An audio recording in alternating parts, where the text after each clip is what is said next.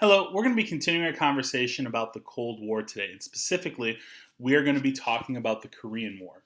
We are still in the textbook. The textbook is available online at the National Emergency Archive and the National Emergency Library. It is a newer edition that is available there. We will be using the older edition today. So, the Korean War. Why it matters. Europe had been the first focus of the Cold War, but in the early 1950s, U.S. involvement in the Korean War made East Asia the prime battleground in the long, hard Cold War struggle. The division between North and South Korea remains a source of international tension today. So, as we're reading this, we should be focusing on how President Truman used the power of the presidency to limit the spread of communism in East Asia.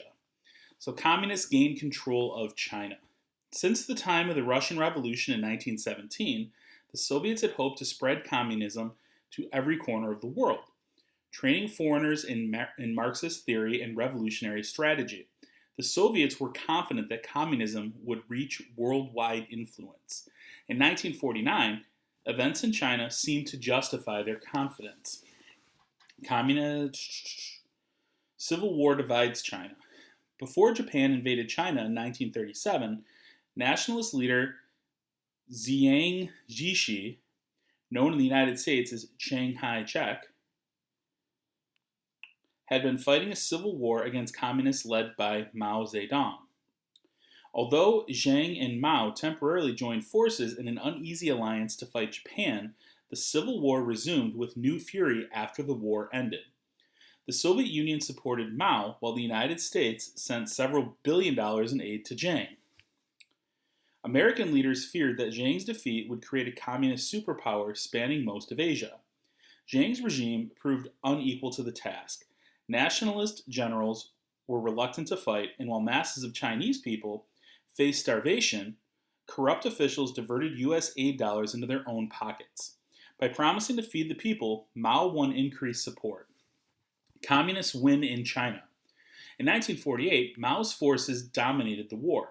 Jiang appealed for American military intervention. However, the U.S. government had no intention of sending American troops to support the corrupt Jiang. In 1949, Jiang fled the Chinese mainland, taking control of the large offshore island of Taiwan. Mao's communist forces then took control of the world's most populous country, renaming it the People's Republic of China. Mao's victory was an immense shock to Americans.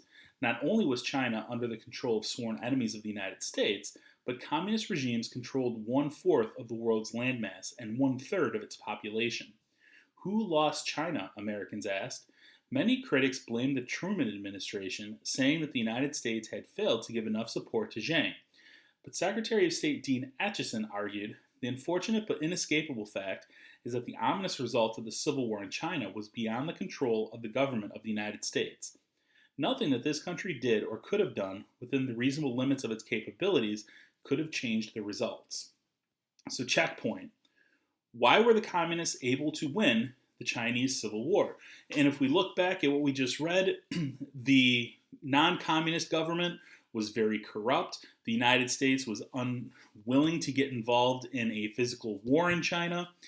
And the corrupt government wouldn't feed the people. And Mao promised to feed the people, which won him a lot of support in China. So that's about all that we're going to do right now. We're going to continue on in the next couple videos. Until then, take care and be safe. Bye.